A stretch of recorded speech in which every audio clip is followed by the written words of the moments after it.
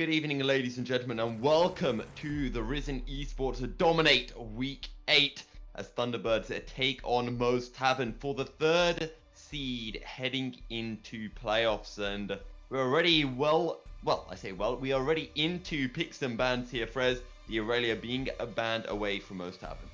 Yeah, Aurelia is just one of those champions right now who's very, very flexible. Can be played in the mid lane and top lane.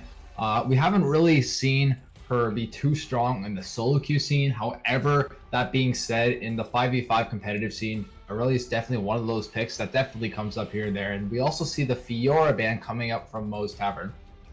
And there was a Trinder hover just before the Fiora ban, so now I'm getting excited. Maybe Blood King is a bit of a Tryndamere one trick. Would love to see a bit of Trinder in the top lane, as I will be getting banned away. And, you know, looking towards ADCs, the likes of the Kai'Sa is open, as Mo's Tavern will ban away the Anivia. Yeah, the Anivia, you don't usually see that as a priority in draft, especially first round. Maybe that leads us to think that Caden is more of a Anivia main, such as myself.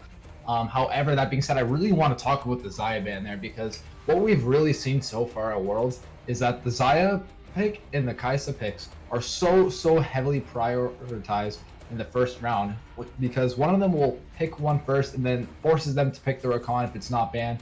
And then if you don't pick it first, then you give the other team the option of picking the Xayah and the Rakan together. So definitely not surprised at all to see them ban the Xayah. But then we also see the Zyra and the Tryndamere ban, and Thunderbirds are going to pick up the Kai'Sa.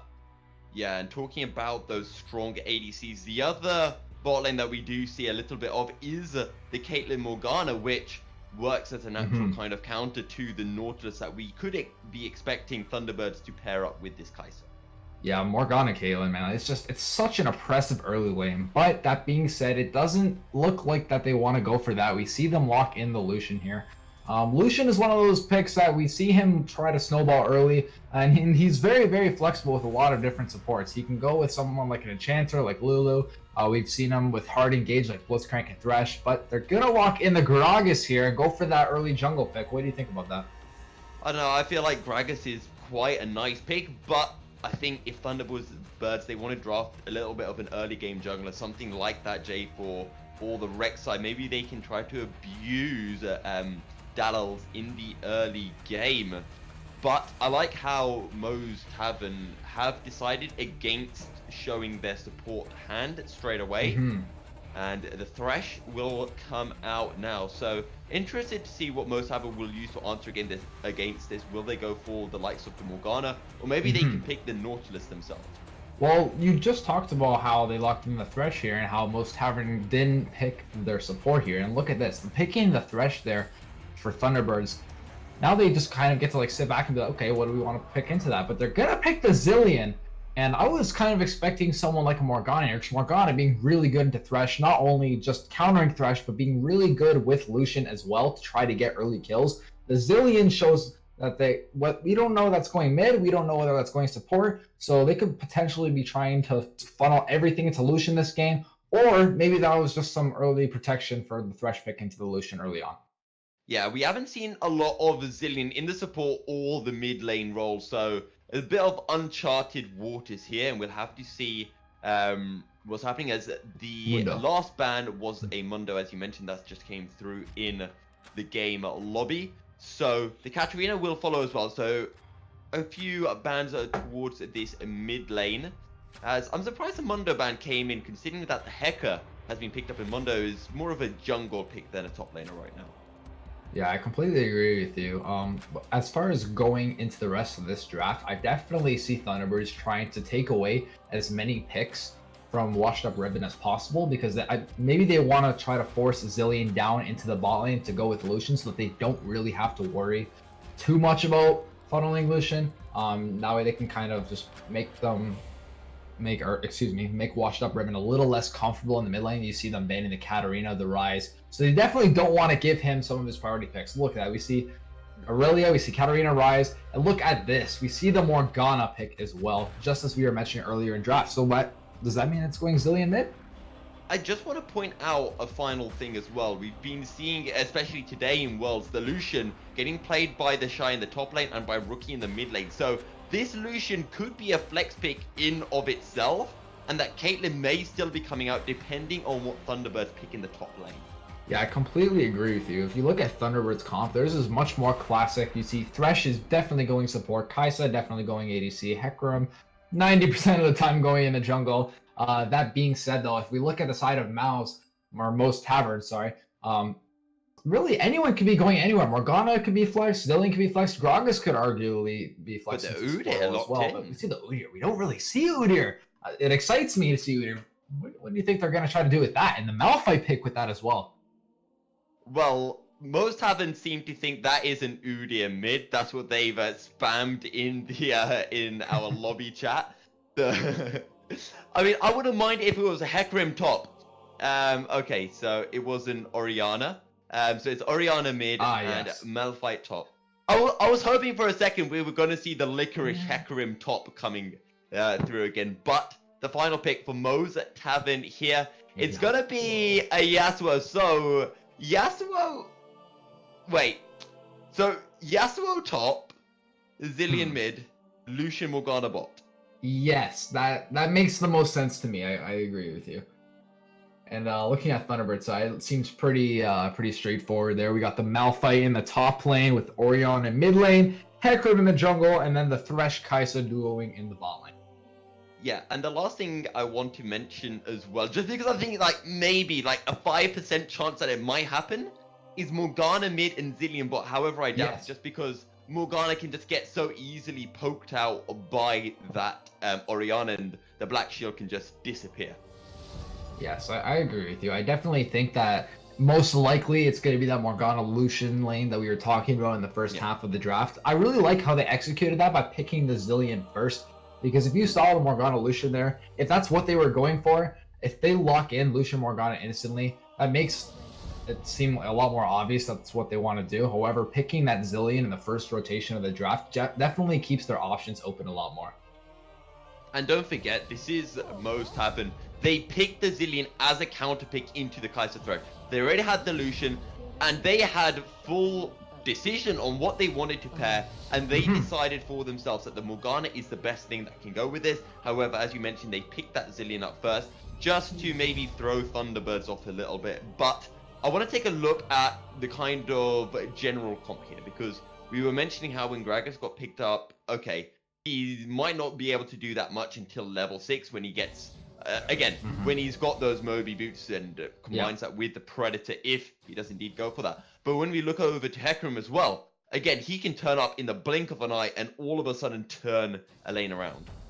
Yeah, I agree with you there. I think in the early stages of the game, most Tavern definitely has a lot more influence as far as what's going to be happening in the early and like maybe the first 15 minutes of the game. We see that they have the engage with the Morgana, they have the Gragas as well, and including the Yasuo is definitely going to be wanting to look a lot of proactive plays early. That being said, I think that as we transition towards the mid-late game, Thunderbirds is definitely going to be wanting to go for a lot more 5v5 dives. Like you see the Malphite and the Orianna. The Orianna can just put the ball on Malphite and be like, all right, you're going in. Same thing with the Hecarim. Either one of them can go in, and as soon as they get that Hertz you see on the back line, that allows Kai'Sa to go in. She's got the protection with the Thresh to lay to her out if need be. If not, she just goes in, and they just completely take them apart. Now, I wonder what most Tavern is going to do about that, because we see the Yasuo there as well and the Lucian, and they don't exactly look like that they want to go for these long 5v5 fights. I think they want to try to get a pick with the Gragas ult, maybe the Morgana Q, get a pick, get that 5v4 going, and then maybe start to do a little 1-4 with Yasuo on the side lane. Yeah, a really good pick composition here from Mo's Tavern, and kind of luckily as well, the Zillion happens to be a counter pick towards that Malphite, in the sense that if someone does get caught out, because let's be honest, Thunderbirds, they have quite a few different ways of engaging. They've got the Thresh, they've got the Hecarim, and when you combine that with the Orianna ultimate, that can be big methods of engaging. But don't forget, the Unstoppable Force is a great way of going in, but it can one-shot someone so quickly depending on how Blood King wants to play the Malphite. But that Zillion ult will be so clutch, and then from that, most Tavern, they can find the Gragas ultimate and all of a sudden turn the fight around in their favor. Yeah, I really like how you mentioned the Zillion pick there. Not only was he originally supposed to be just a little bit of a flex counter for the Thresh, but the Malphite pick as well. Because Malphite, as mentioned, going to be going for those dives. And Zillion can manage to keep up on that and have good enough reactions to ult their carry, whether it's Yasuo, whether it's Lucian, or even if it's just himself. That might be enough to try to turn the fight around, because we see the amount of protection as well with the Morgana Black Shield as well, and then Lucian is able to dash. So I think it's gonna come down to that, whether Thunderbirds can try to get those dives and those team fights without most Tavern being able to react to it quick enough. Yeah, and I want to take a look again at the junglers because, again, going back to Gragas versus Hecarim and speaking about how Gragas not going to be able to do that much, I feel like early game maybe we'll see Gragas around the map a bit more, but once we hit that level 6 mark, Gragas is going to be looking towards this top side entirely to get off that wombo combo, but it's going to be difficult against a Malphite who can just straight up even ult out to safety, or if Hecarim is nearby, ult in, and, well, the Hecarim can just turn up and turn it around. Yeah, I completely agree with you. As far as like the siege potential later on as well, we noticed that most Tavern doesn't exactly have the best siege potential. We see that they might have like the zoning potential with the Zillion bombs and maybe the Gragas ults. But that being said, if they walk up too close, Thunderbirds can definitely collapse on them really, really quickly with the Orianna ball and then the Malphite and the Hecarim as well. So they got to be a little bit careful as far as that. As we're loading into the first game, we're going to take a quick break and we will be right back with game number 1.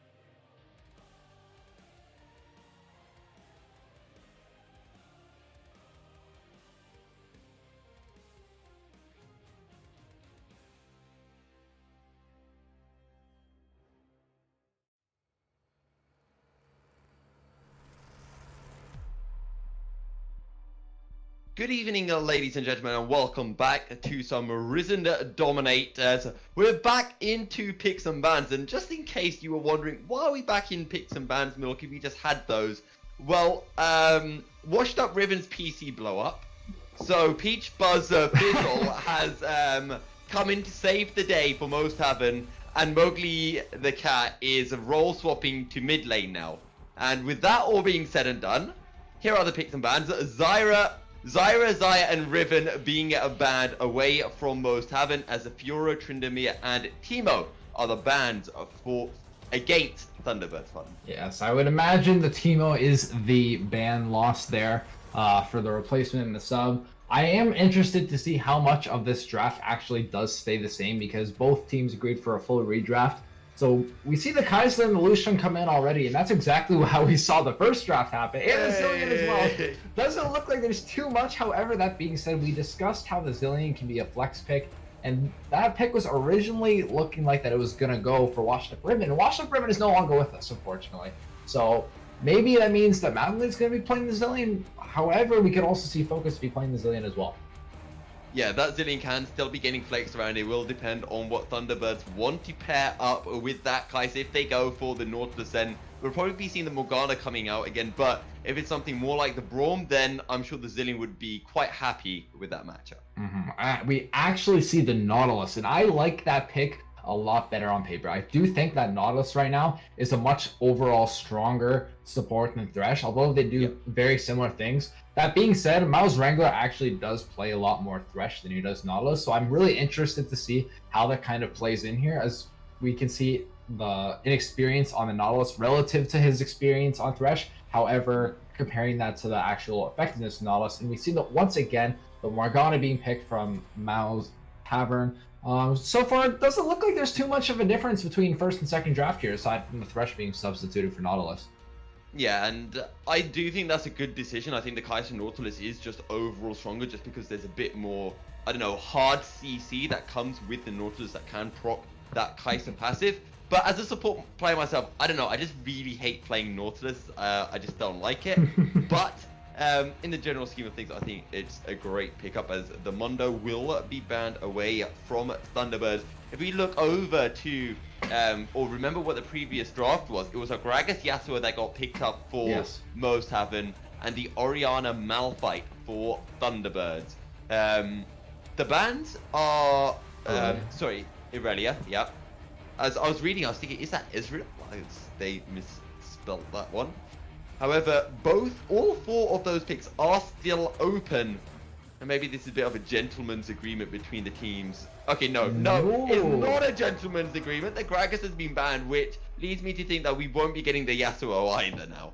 I mean, I sure hope that it's not a gentleman's agreement if they're going to redo the entire draft just to pick the same champions. I think that makes it a lot better for everyone in this situation. We see the J4 being picked up, or excuse me, hovered, not sure if they want to keep that yet. They definitely want, okay, they're going to lock it in. I definitely support that pick a lot. I think that J4 will definitely give them the early gank pressure that they want, because we see the setup with the Zillion and the Morgana, and they definitely want to try to get as much ganking as they can possible, as well as if Jarvan actually takes Conqueror, he doesn't exactly win the long trades against the Hecarim 1v1 early. So I wonder if he's actually going to stick with the Conqueror, or maybe he's going to go for like a burst electrocute and try to quickly burst down Hecarim. We see the Anivia pick though from Thunderbirds, as Mao's Tavern did not ban the Anivia, and we see the Malphite as well.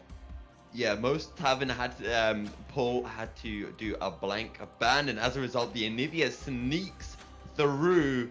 I personally prefer the Orianna Malphite combo, but Anivia must be a comfort pick for Caden, so I'm interested to see how this will work out, as the Jace will be locked in for Peach Buzz Fizzle in the top lane.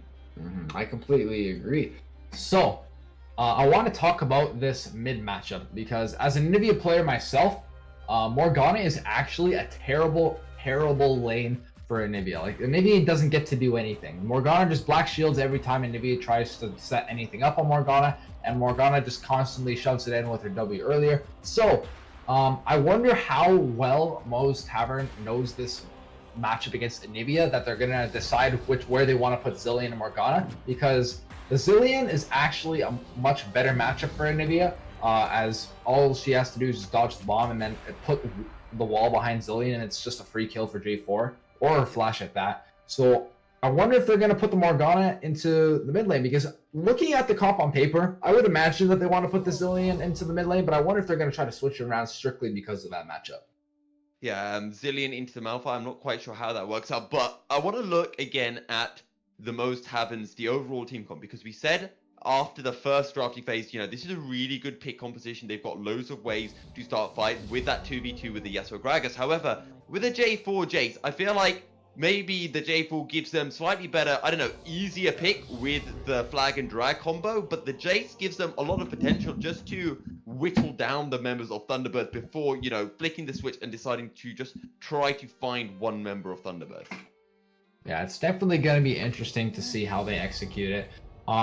So yeah, we talked about in the first game how and Thunderbirds definitely wanted to go for that dive comp because they had the Hecarim, they had the Malphite, and they have the Kai'Sa. They still have those 3 key picks here, except they don't have the Ball of the Orianna to assist with that dive, and they kind of have Nivea as a little more of a zoning / maybe even engage with the wall. Most Tavern here, we kind of see a very similar comp as well. We see the Lucian, Zillion, Morgana. They don't have the Gragas Yasuo though, instead of opting for the J4 Jace. And that's going to be really interesting because Gragas Yasuo is a lot different from Jace and J4, because it looks like Jace is going to want to go for a lot more poke damage because you're not exactly doing that much poke with Gragas Yasuo here. So I wonder if they're going to try to go for more of a poking before trying to engage, or if they're just going to look for straight up picks. It's definitely going to be interesting to see how they play this.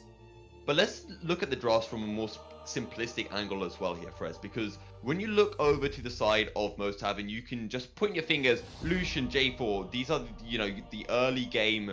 This is where most Tavern need to focus their attention. And when you look at Thunderbirds, they've got the Kai'Sa, they've got the Anivia for these late game safety nets. And if this game does probably get to like that 30-minute mark, you have to feel that Thunderbirds might just start to run away with a good game.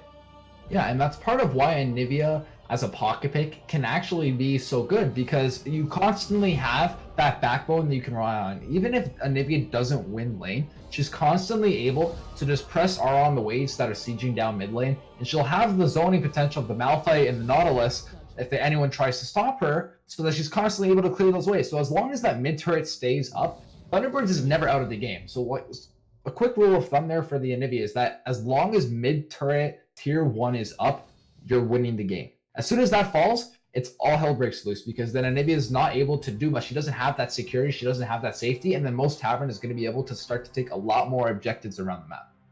Yeah, and this is what I was mentioning as well in the first drafting phase. With that Gragas getting picked up, I was saying, okay, not going to be that aggressive in the early game looking for the pick. However, Jarvan, that's a complete opposite side, because as soon as he's level 2, he can go anywhere he wants, and he can look for any picks that he needs to find. And he can look towards the spots, like get the Lucian those early kills. He can look to the mid lane. Again, Anivia cannot do much in that early phase except for the Crystallize, which just buys a little bit of time.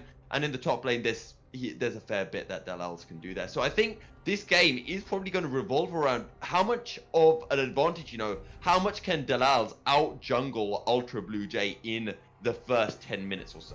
Yes, I definitely agree with you in the fact that the junglers are definitely going to have a huge impact in this game early on. I think that it's definitely going to be up to Dallas to see how much pressure he can get going. That Jace needs to get ahead early. If that Jace ever gets behind, he's not going to be doing much this game. And when you have such an early comp like Lucian, J4, Jace, into the immense scaling of Anivia, Kai'Sa, it's just going to be really difficult if they don't get that early lead. And the thing about that is that Thunderbirds also has the tools to try to disengage these fights. They have Nautilus to try to CC them away. They have the Anivia egg as well. And then Malphite doesn't exactly have that much security. So I definitely think that's going to be a really gankable lane. J4 has a lot of options here as to where he wants to go.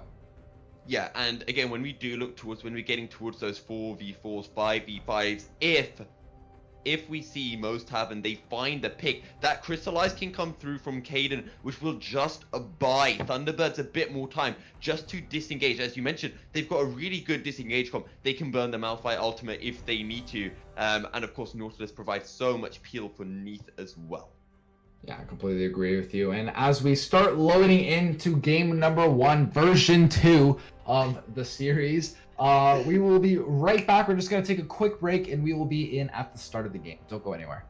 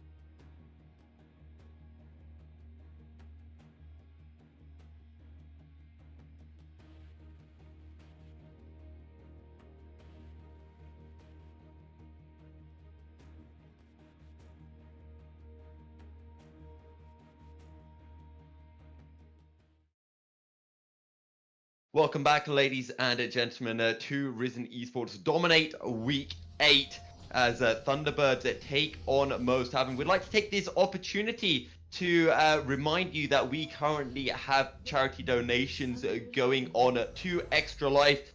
Risen in affiliation with other leagues have currently donated around £1,000. 430 of which coming over from Risen. So there should be a link popping up in the Twitch chat now. So feel free to go ahead and donate to good causes. We're seeing Mo's at Tavern. Actually, I knew this was going to happen because they've all got the Mo's club tag, right? So this is a Thunderbirds. They were just guarding against a potential invade, of course, with that Morgana. But no invade coming through from the real Mo's Taverns. Yes, looking at both of these comps, honestly, either team could have potentially went for that level 1 invade. We see the setup on both the Nautilus and the Morgana, as well as the Anivia as well. And Anivia took Ignite with Unsealed Spellbook, which was really interesting because we were looking at it during the load-in and we were thinking, why did Anivia take Ignite? And we couldn't think of a single situation where Anivia would ever want to take Ignite. Right though. Lands onto Cage, he's forced to flash away. The Ignite ticks down, but it's nowhere near going to be enough. As the Thunderbirds are looking to steal the blue buff. It's going to be a smite battle. Dark Binding lands, and the smite will be won by Ultra Blue. And another dredge line will come in, and Dalal won't be able to chase that one up. And we were talking about how Dalal wants to be getting this early lead on the Jarvan. Well, Thunderbirds just put a massive wrench in the plan. Yes, he's not off to a great start. That was actually huge for Thunderbirds there, making J4 permanently behind. He still has yet... Okay, there it is. He just cleared his first camp. Both teams committed only their bot lane and their jungle to it, and we see Thunderbirds get out with a blue buff for free. No summoners burned aside from Ignite on Wrangler, and we also saw the flash burn from Cage as well. Yeah, and in this bot lane for Neath and Wrangler, they're going to be having a good time, especially before that level 3 mark, unless Focus goes Black Shield level 2, which you don't always see. So until that point, Cage and Focus will be having to play it rather safe in the bot lane. Yes, and now we start to see Dallas' path a little bit closer towards the top lane right now. He's looking for something, he doesn't exactly like what he sees. He's just going to go over to his Krugs and try to hit level 3. Actually, he's not going to hit level 3 because he lost his blue buff, so he only cleared Wolves' red buff, so he's going to have to clear a whole nother camp. And Hecarim here, getting the 2 big camps in the Raptors, he's going to hit level 3 on this blue buff here, so that's going to give him a huge advantage when it comes to the Scuttlecrab fight on the top side. Yeah. So, the Jace will go in, gets a knockback. It's a good trade onto Blood King, however...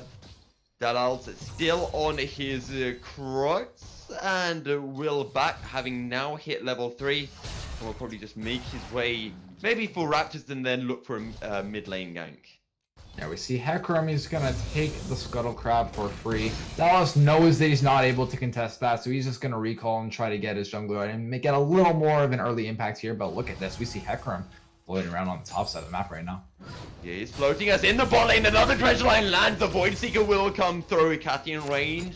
Cathian range will only find Focus. And now, as you mentioned, Ultra Blue Jay comes in. He finds the knockback. Is there enough damage? It's in the bot lane. Cage. One mortal might be able to do it. Not quite, but the treasure line will find first blood. Wrangler will pick that up. And there is no Dark Binding to lock Wrangler up under turret. No kill coming through in the top lane as Peach Buzz's Fizzle doesn't even need to burn the flash. Yes, that was really well executed by Neath and Maul's Wrangler here. But hang on just a second as we see J4 coming in. Dallas, we said he was going to be in the bot side. Oh, Dark Fighter hits the minion. Dallas getting burned down. And now the CC onto Focus. Dallas will be able to escape with a sliver of HP. Somehow, Thunderbirds don't pick up another kill as a smite comes through onto the Scuttlecrab just to keep Dallas nice and healthy. ×5 honor, the minion that took the hit from the Morgana Q there. That was absolutely huge for the side of Thunderbirds. If that Morgana Q landed on that Nautilus, that would have most likely been enough there to try to finish him off and then get a 1-for-0 trade there. That almost made Dallas actually get killed himself there. So that was actually huge. If that Morgana Q connected there, that would have been a completely different fight there. But there's going to be a 0-for-0 trade there. However, with the Summoner spells being burned on Dallas, and there's no flash in the bottom lane at all right now, aside from Focus. So I wonder if we're going to see a little bit more jungle pressure towards that bottom side. And that was so sad in the bot lane as well. I just think Focus just didn't see the minion, because if he did, he could have just flash Q'd and landed it and picked up the kill regardless. So a massive feels bad moment for the Moza Tavern support. Yes, and now we start to see a little more chill, but hang on just a second. Peach Buzz Fizzle looking aggressive. He finds the knockback on to your Blood King. Does lose out on the trade. Both top laners have their TP available. Don't know how close. That's another dredge lining landing onto the Lucian as a relentless pursuit away. And Cage will be able to find a decent trade. Yeah, no, he doesn't take damage. No. Yeah, this is kind of like what we were talking about. Hang on, not another dread slide. Focus gets blown up. The Black Shield on cooldown, and another kill going over to the Thunderbirds bot lane. Yes, we talked about in Champs Select how in the first draft how they had the Thresh pick, and then the second one how they switched that around to the Nautilus. And this is exactly why I think that was such a good decision for them, is because we see the Nautilus having such a big impact already. He's landing hook after hook, and look at, he just didn't take damage. Like, you can't get that kind of impact on Thresh in this meta right now. You just see so much. Look at this, and he's just able to get out, get that demolish off, get some extra gold. He's just having such an impact in these fights. We've seen multiple ganks from Hecarim. We've seen J4 show up multiple times in multiple 2v2 fights as well. He's playing this so well, but hang on a second, as it looks like they're going to have a little bit of fighting happening around the blue buff. Flag and drag onto the Hecarim, but little does the Lals know that here comes the bot lane. However, mid laner turning up as well. Neath, though, in a bit of a tricky situation, won't be able to help out Ultra Blue Jay, but Kaden will. The flash stun will come through, and the crystallize as well, but Kaden going to back off for now. No kills just yet, and it's looking like Thunderbirds might be able to pick up this blue buff. However, the blue buff will reset, and the Lals will... Again, we see the Morgana Q not connecting on the target that it needed to connect there. We saw someone almost get caught, but the blue buff ended up tanking the Morgana Q there. And if that binding landed on that champion, then that champion would probably not be with us today. And that's just, it's when you pick these kinds of champions like Nautilus, Morgana, you gotta try to like get the most out of your spells as you can possible, or else you're not getting the full value out of it. Oh, Peach Buzz Fizzle looking aggressive. He could have gone for the flash knock up under turret, but he decides against it in the end. And, you know, we talked about how most haven't. They've drafted a few good early games. The Jace, the Lucian, both of those lanes so far are losing. However, so many times I see that happening, but you hit, you know, 15-minute mark, there's a skirmish, and then the Lucian picks up a triple kill and turns it around. Yeah, exactly. And that's what we kind of want to see on the side of most Tavern. They have those skirmishes as you were talking about, so... We see a little bit of a gold lead going towards the side of Thunderbirds. We saw that early snowball start to happen as early as level 1 around the blue buff. And so far, it looks like that they are playing to their strengths. We see a kill on both the Nautilus and the Kaisa. And that's kind of the lane that they wanted to be playing off of. That most Tavern wanted to try to get ahead early, is that Cage really wanted to try to get early lead on Lucian and try to snowball that, as well as the Jace. But if we take a look in the top side farm as well right now, isn't exactly much of a lead going on for Jace. In fact, he's actually lower farm right now than the Malphite. Yes, here we go. Unstoppable Force coming in. Ultra Blue Jay is here as well. Peach Buzz Fizzle. Oh, that's a great flash over the wall. Absolutely pixel perfect. So easy to mess that one up. Yes, Peach Buzz executed that perfectly. It looked like that was going to be a worst case scenario for him. But seeing him on the pink ward in that tri-bush just gave him the extra opportunity to try to make the L plays. He waited for the Hecarim to ult and commit to it, and then gets L with the skin of his teeth flashing over that wall. Excellent play from Peach Buzz there. Yeah, the Onslaught of Shadows just could not quite find the kill. And that's why you sometimes go for the Ignite instead of Ghost. But Delaz is here in the top lane to flash away, but the Cataclysm will come in. Blood King has nothing, and the Jays will just a free fire. Peach Buzz Fizzle finds the kill. We were just talking about how crucial it was to get early kills on the Lucian and the Jace here, and that's exactly what most Tavern needed. They got that early kill on the Jace now. Malphite is gonna miss some CS right here as well. He's starting to set up a little bit of a freeze. I don't think he's quite gonna get it, as his minion wave is gonna reach the minion wave before the blue side. However, that being said, Peach Buzz is getting that extra gold. It's going to be up to him to kind of put his team on his back at this very moment, as they aren't exactly getting that much going around on the rest of the map. So we're going to see what happens here. As Makaden has switched between Ignite to Clarity, so that should be some mana coming back as it goes back to Ignite. The Mountain Drake, though, being a focus right now by Thunderbirds, and it will be secured. Flag and Drag, though, coming through onto Kaden, as that's going to be the stun coming in, but Ultra Blue Jay turns his focus onto Mowgli. There's a Killer Instinct. The ultimate will come through and will get burst. Now looking over towards Delaz. Most likely that's a good flash to safety, but Delaz is surely going to get taken down. The heal will keep Blue Jay alive, but the time bomb will find the kill and will also force the passive out of the Anivia. Yes, with the 1-for-1 trade. A little bit of chaos there. We saw the dragon fight, however, with the Mountain Drake going over to the side of, Thunderbirds. That's actually a little bit of an advantage towards them, as 1-for-1 trade here. We don't exactly see too much gold going to either way. Mountain Drake gonna help them get that objective control earlier on in this game. We see an Ocean Drake coming up next one. There's not going to be too much pressure on that. I would imagine, though, that we're going to start to see some lane swaps towards the top side of the map and try to control that Rift Tower. Yeah, Shelly may be the focus for both of these teams. And now, however, as you mentioned, Thunderbirds are doing a great job so far, but here comes the onslaught of shadows. Oh, actually not even needed. Ultra Blue Jay just picks up the kill. Yeah, very well executed there. I don't know why Zillion was staying up that far. He got the turret plating. I think he probably should have just tried to leave instantly, maybe even not going for that turret plating, as J4 is pretty far away, all the way at his red buff. He can't exactly respond to a Hecarim that quick, and he didn't exactly have any vision in his river bush either, so a little bit of a misplay from Mowgli there. I don't think that was quite worth the plating here, as now Kanan is just going to pick up some plating here as well. Also, Frez, is your okay? No, it's fine. For a second, the rune choice for Mowgli was glitching out, and I couldn't actually see it. But it is a glacial augment. He does have the Hextech GLP, and most likely will be going for the Twin Shadows next. And that's maybe going to be a point where we can start to see most have maybe turn this game back around. Yeah, they're definitely more of an early mid-game composition. As much as I said that they're in an early game, not much can exactly happen for any team in any situation the first 10 minutes of the game. They can only get so far because of the turret plating. There aren't exactly going to get that many objectives, but hang on a second. Drag coming in, however, Ultra Blue Jay turns this into a 2v2. Cataclysm comes in. There's the onslaught of shadow. Downs gets burned down, as that's going to be a 1-for-1 so far. But Peachbird Fizzle looking to turn this around. Ultra Blue Jay finds a kill, as you mentioned, though. Mowgli the cat on his way up. Can he find the time bomb? Oh, the Hextech GLP should make this just too easy. And the shutdown goes over to Mowgli.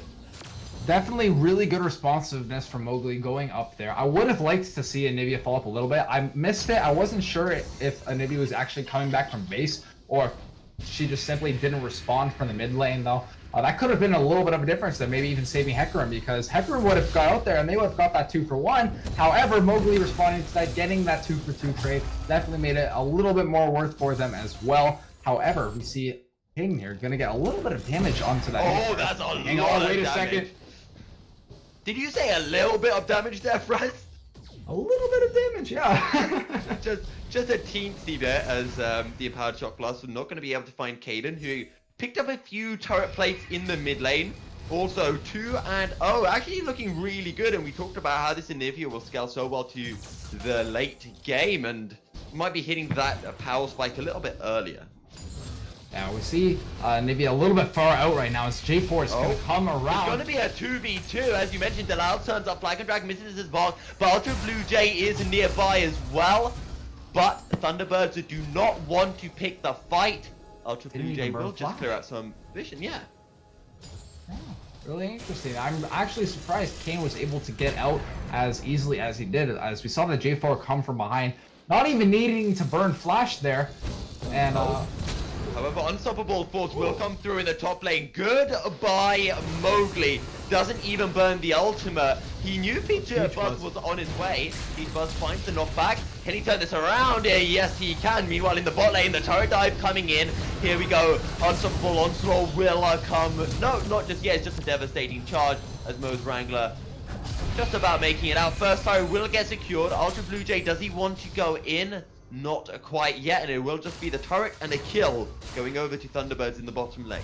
We might need a second play-by-play caster. There's just so much action happening in the early part of this game. Oh, Flag Frost comes in, Icathian Rain, Flag and Drag away, but Killer Instinct. Neath picks up the kill, and a Frez, could you not steal Quick Shot's lines? You know what? That's exactly where it was. I got it from the stream earlier today. I know where it came from. Yeah, I really liked it. Yeah. There was so much action happening in the Chinese games earlier today, and that's exactly what I'm seeing right now. There's just so much fighting going on. We see Hecarim ganking left and right. We see Dallas ganking left and right. And Nivea is wanting to force fights as well. He's pushing all the way to the turrets. We see Mowgli pushing all the way to mid turrets. So it's just everyone wants a piece of the cake of action, and that's exactly what we're getting here. However, I do love it when you do get this style of game where there's just action all across the map. And just like you mentioned, with the action-packed games that we saw earlier today in Worlds, there's so much action, so much happens so quickly that it's hard to calculate and to know what exactly you want to do and what will work out. And as a result, we're seeing Thunderbirds coming out with a 2.5k goal lead at this point.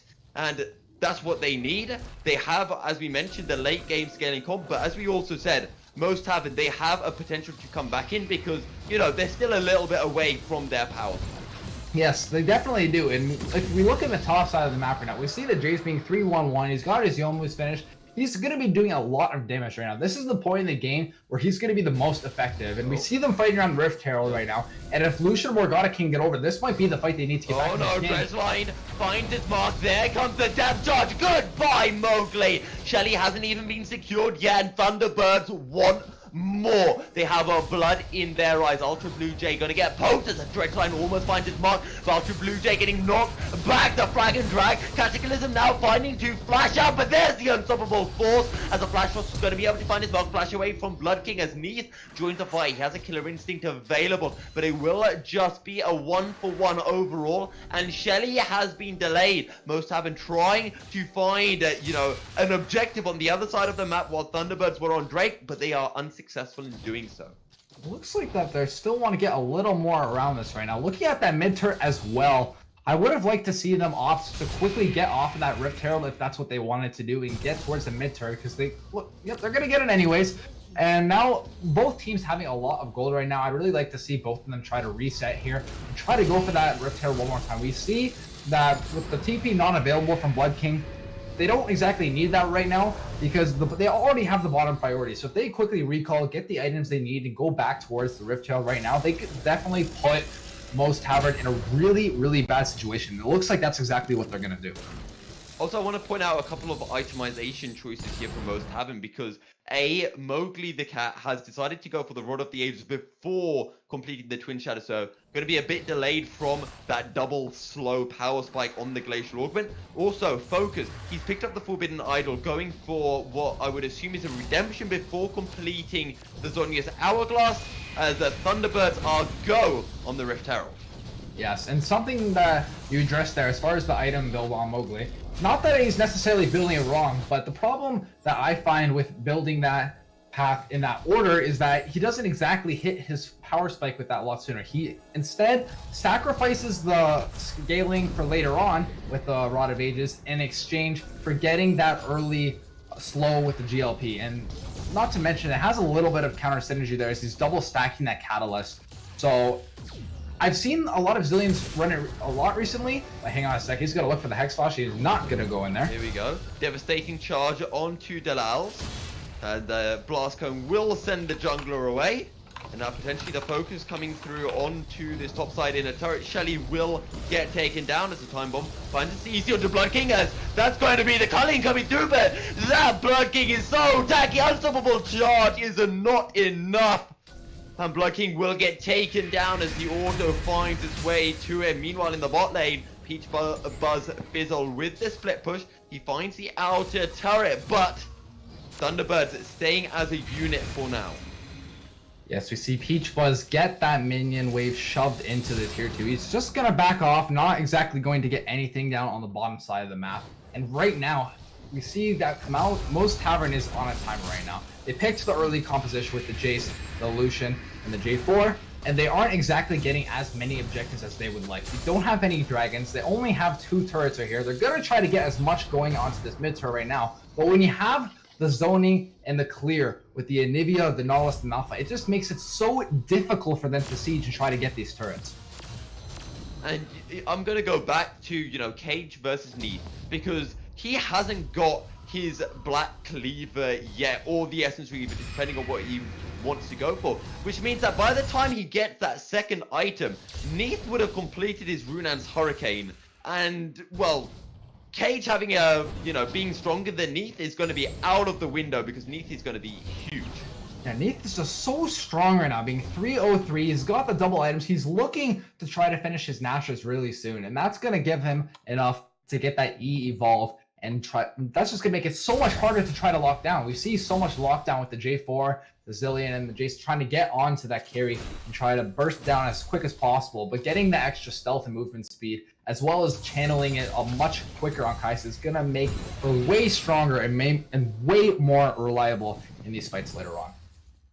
I'm not sure as well, but the Nash's Tooth might give her enough to upgrade the Void Seeker as well. I'm not sure, as Blood King doesn't seem to know that Peach Fuzz is hitting him. He's realized now, but it's a little... Oh, okay, he's disconnected. Yeah, I definitely think that was a little bit of a DC there, but... I wonder why we've gone to pause. Yeah, I was like, I don't think he was that tilted. No, but it looks like we have a little bit of a network error here. We got a little bit of a pause, so let's take advantage of this to kind of discuss the situation of the game right now, all right? We see that the Jace is being really, really strong right now, being 4-1-2, almost finished that Black Cleaver, might actually have enough after finishing off the AFK Malphite there. And we also noticed that Zilean finishing his Rod of Ages is going to start scaling as well. Yeah. And as you mentioned, we talk about how this mid-game, most Tavern might start to come online, but then when we look back over to Thunderbirds, you've got Neith. He's about to get his third item on the Kai'Sa. Kaden has already got the Seraph's Embrace, the Rod of the Ages up to 5 stacks, and the Malphite soon will have the, pardon me, the Spirit, no, some Fire Kick, there we go. There you go, and something else. Eventually. Yes, something else to take into consideration as well as look at this Anivia's build right now. She's got the Rod of Ages 5 minutes in. That's really, really good. Got the full Seraph's Embrace, tier 2 boots. Something that's really kind of gone underneath everyone's eye this game. Look at the fact that she still has 2 health potions. She has not needed to pop those this entire game. It's 22 minutes into the game. We even saw the J4 try to gank from behind, and then Anivia was just able to throw down a wall and a stun and just walk away without burning out any sums. She's literally had the freest lane and game of her life so far. However, still being a little bit underneath as far as the CS lead right now. Zilean getting a little bit more. We see the mid turret right now still being up. We talked about earlier champ select how important and vital that was as far as the Anivia having that protection, having the potential to just endlessly clear waves, and with the zoning of the Malphite and the Nautilus, presuming the Malphite doesn't DC again. Yeah, and Frez, I'm going to give myself a little bit of a slap on the wrist here, because beforehand, even when we were off air, I was saying, you know, I don't quite understand why Thunderbirds, they've gone for the Anivia after, in the first draft, they showed that Malphite-Orianna combo that was looking so strong, but credit where credit's due. Kaden has been fantastic on this Anivia pick. Yes, Kaden has definitely been performing more than suboptimal this game, and something else I kind of do want to touch on that. The Orianna, I wonder how effective Orianna would have been in this game compared to the Anivia. We see Anivia wasn't exactly going for roams early on as Mowgli was on the Zilean, and I wonder how much of an impact Orianna would have had in these fights compared to the Anivia, as Orianna, the Shockwave on the Hecker and the Malphite could have done so much more. And as we get back into this game right now, we start to see the next dragon spawn. And yeah, so... Well, Thunderbirds are looking very strong. However, we hope that there won't be any more issues for Blood King, as well. Otherwise, a 5v4 would not be a fantastic way to end what has been a rather enthralling game so far. As you mentioned, Baron is up, and so is the Death Brush. Okay, well spotted out there by Mowgli. Oh, the Crystallize. Can't quite catch out a Lucian that has the Relentless Pursuit available, though. Yes, that's definitely going to be his last target that he's going to try to focus there. If he wants to try to catch out the Lucian there, he's definitely going to have to burn the dash first. I definitely think one of his targets that he's going to want to try to catch out is either the Jace or the Zilean, as they are going to have the least amount of protection, despite Zilean having the ultimate. If he can burn that early, that definitely might be enough for them to try to win one of these fights. And this is what we talked about earlier. Anivia just going to press on that wave. He's got Nautilus nearby as well, so it's hard for them to walk up to try to cancel Anivia's ult here. And hang on a second. Oh, the flash over the wall, so much damage in. The GA will get popped on the Lucian, but the Lucian will fall. No flash either way, Relentless Pursuit over the Crystallize, but the Killer Instinct will follow. The Dredgeline finds his mark, and there is the Unstoppable Force. Goodbye, Delals, as it is a 2 kills for Thunderbirds. They take no deaths in return, and they will turn to the Baron.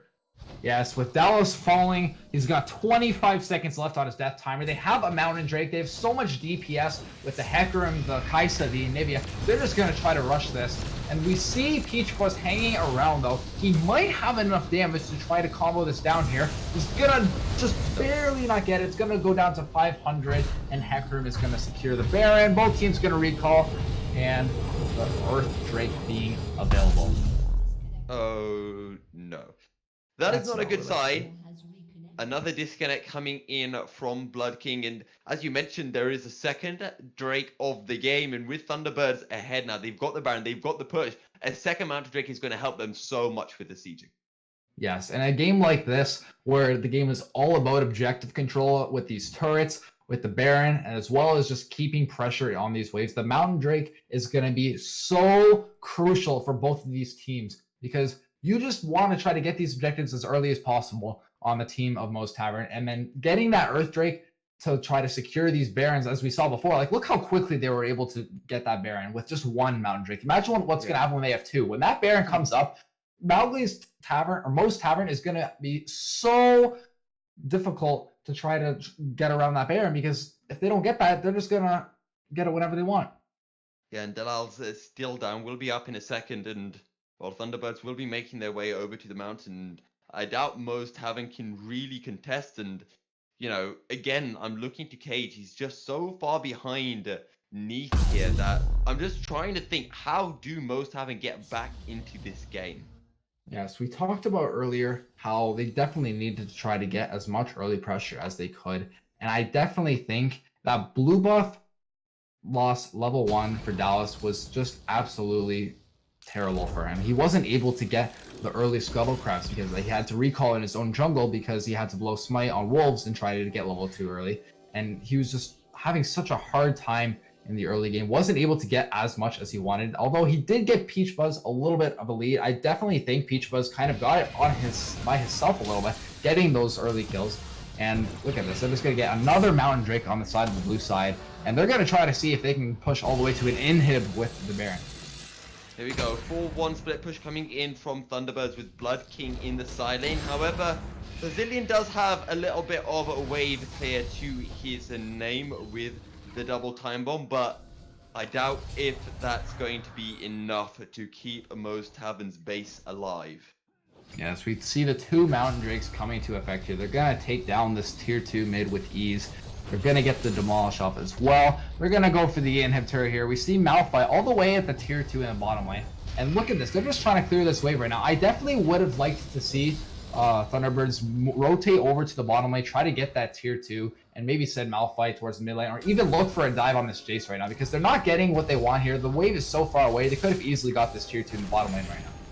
Yeah, and Thunderbirds, they could just rotate and go for the 5-man dive in the bottom lane, as well, Peach Buzz Fizzle wouldn't have many ways of getting out. And, the CT with a flash frost finds its mark onto Mowgli, and now the inhibitor turret will fall in the mid lane, and Thunderbirds are free to look for the inhibitor.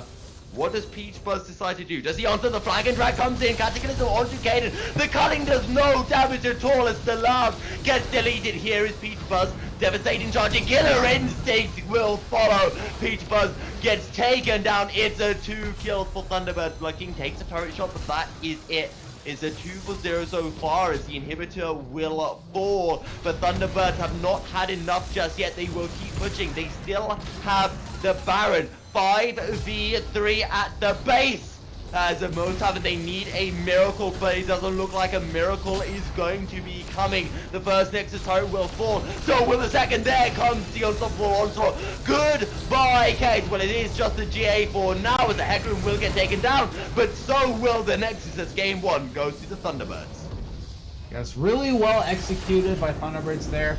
I want to talk about that last fight a little bit. We saw the J4 try to force something on the Anivia, but when Anivia has the Seraph's Embrace, when Anivia has Egg available, as well as a full team around her, and your Zillion is in base, it's a little bit questionable to try to force the fight. Yes, they had to go for one of these desperation plays, but I think with a little bit more patience, they might have been able to try to get something closer towards their Nexus turrets.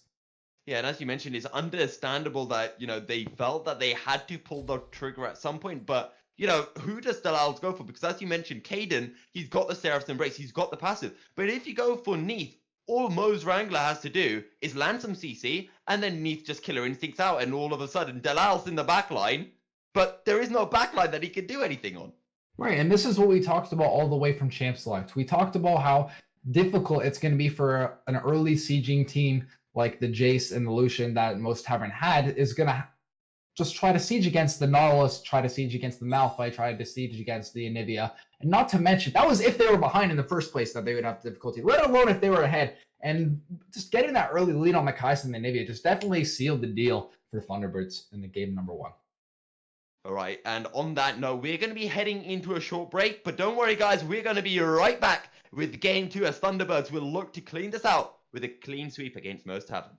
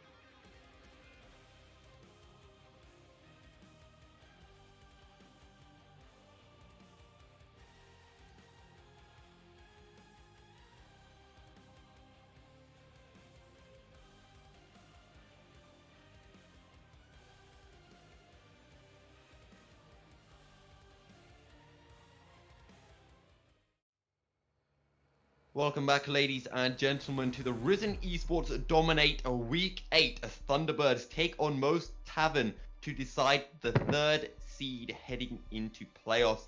Thunderbirds picked up a game 1, and Frez heading into picks and bans for game 2. The Nautilus is the first of the bans to come out. No surprise whatsoever. That Nautilus was absolutely amazing for the side of Thunderbirds in game 1. From all the way at the level 1 invade to the end of the game, that Nautilus was connecting hooks, making the picks they needed, and protecting the Kaisa. Just absolutely amazing job. Not surprised to see the Nautilus ban at all. We see the Zyra carrying over from the first draft, the Fiora, and the Aurelia as well. What do you think about those two bans? I don't know, I think Fiora is a really strong pick that we just never seem to see. You know, everyone was hyping up, you know, coming into Worlds Pack. Oh look, Riot are going to buff up Fiora so all the Koreans can do well, and I just haven't been seeing any Fiora. So, Yeah. I'm a bit sad. We've seen a little bit of a Fiora recently. Not too much. We see a lot of quality of life buffs as well, as far as the Qs onto the turrets, the E's being able to crit on the turrets as well, giving Fiora the boost that she needed to become into the meta. Not making her S+ tier, however, definitely making her a viable pick and absolutely lethal if put in the right hands. And seeing the Rise ban from Thunderbirds, taking that away from most Tavern. And this is what we were kind of talking about in the first draft, was the Xayah ban, how important that was. Yeah, and we were expecting the Xayah to be coming through from most Tavern, but they decided to go with the Lucian instead. We'll now see whether Thunderbirds want to take the Rakan away, or the pick that I commonly see is a Caitlyn Morgana to counter that Rakan. Yes, and this is part of why the Xayah is so important early in this draft right now, is because Xayah is definitely a lot better in the meta than Rakan right now. There's no debate about that. And it forces Thunderbirds to be put in a situation where it's like, okay, do we want to pick Rakan here so that they don't get that lethal combo of Xayah and Rakan together? But if we pick Rakan here, we're not exactly getting a good support for our composition ourselves. We're kind of just denying them that composition. And picking the Kaisa here as well. Kaisa, once again, played amazing last game. Definitely, we've seen a lot of play with Kaisa in Worlds right now. And the Xin Zhao, that's not something we see every day. Yeah, so the Xin Zhao again, and I'm loving this from Thunderbirds. More early game aggression. You know, the Hecarim was a band away from Ultra Blue Jay, so they say, fine, we're going to take something aggressive. The Xin Zhao is going to come in, but also I like this even more because it says, okay then, most Tavern, pick the Rakan and give us the counter pick for that support role. Yes, and they're going to take the Olaf here first. I definitely think Olaf has also been a really good pick. We've seen Olaf come up a lot more recently in the jungle. Not so much in the top lane, so we're probably going to end up seeing him in the jungle here, but it's going to be interesting to see if most Tavern is going to end up picking the Rakan here. If they're just going to say, you know what, we were bluffing, we wanted you to pick Rakan, but we're going to go something more traditional like the Leona right here. Yeah, and it's as you were mentioning as well here, Frez, the Rakan by itself is not great unless you have that Xayah to go with it, and Thunderbirds say, we know that, we're not going to pick the Rakan. What are you taking? The Leona will come through, and now Thunderbirds, they can take the counter pick themselves. They could be picking up that Morgana. They could be going for the likes of the Thresh as well. The Kayle will be the final pick for Thunderbirds. We saw that getting banned in game 1. And now into the second phase of bans, and the Syndra is the first. Yes, and this is where the mental skill level with both of these teams comes into play, was because we saw a little bit of mental game between whether they were going to pick the Rakan or whether they were not going to pick the Rakan. And most Tavern kind of put them on that spot and be like, all right, we're picking Xayah. Are you going to pick Rakan here? Come on, we dare you. We pick it. And look at what Thunderbirds did. They didn't pick the Rakan. And they said, we're calling your bluff. And it ended up working out for the best because they weren't even going to pick it anyways. So now they don't have to worry about picking Rakan here. And we see the Morgana, the Syndra, the Malphite, and the Zillion bans. And this was actually really kind of important from the last game, as we saw both Zillion and Morgana in game 1. I have a prediction. I think it's 100% a Braum or an Alistar, and I'm 80% with the Alistar because it counters Leo so hard and it works so well with the Kaisa. Yeah, exactly. When I think of Kaisa, I try to think of hard CC engaged tanks down to the bot lane. We see Alistar, we see Braum. Nautilus. Nautilus being banned, but they're actually going to lock in the Thresh. Yeah, my predictions are wrong tonight, Frez. I mentioned the Frez. Sorry, pardon me. I mentioned the Thresh before, as it does kind of counter Leo somewhat, but doesn't work as well with a Kai'Sa something like the Alistar. However, doesn't really matter because Wrangler, I'm sure, has a very good Thresh. It did get picked in the first draft, although that got switched around to a Nautilus for the second draft that we had. And the Camille is going to be getting picked for the top lane of Washed Up Riven, who is returning for game 2. Yes, we haven't seen anything from the mid lane on the side of Mo's Tavern yet. It looks like that they kind of want to go for a single target dive, and look at that. Like, what better champion than Orianna to go with that comp? You put the ball on Camille, and then Leona ult. You got Camille ulting, and the Olaf just runs it down, and they just got piles and piles and piles of damage on that single target. And that being said, though, when you're going for that kind of composition, I would argue that Thunderbirds has a lot of ways to deal with that, with the Kayle, with the Thresh Lantern, and as well as the Kai'Sa's single kit protection as well. Yeah, and I really like this from Thunderbirds as well, because you've got the Kai'Sa, you've got the Kayle, you've got such a big late game safety net, but then you've got the Xin Zhao, which has this early game aggression and can punish the Orianna or the Xayah if any mistakes are made in the bottom half of the map. Yes. Ah. Oh, excuse us. Sorry, we apologize. It turns out the Orianna was actually a Veigar pick that was mentioned in chat that we didn't pick up there. Again, that kind of like that's what happened in the first situation, previous game, where we thought Orianna would have been a lot better here, but it actually just picks up the Veigar instead. And I'm actually quite interested by the Veigar because one of the weird things that I've noticed from before I started casting, when I used to listen to casters, and they'd say, even now when they say, oh, over in Korea, people really like to go for this champ, but nobody likes to play in Europe, even in solo queue. And I'm just thinking, how does that make any sense? But one of the things that I've really noticed from casting between Europe amateur leagues and NA amateur leagues is Veigar. I see so much Veigar in NA, and it always pops off. I don't know why, but it's always just so fed with so many stacks. And I really think this could be what most Tavern need to pick up a win and to take it to a game 3.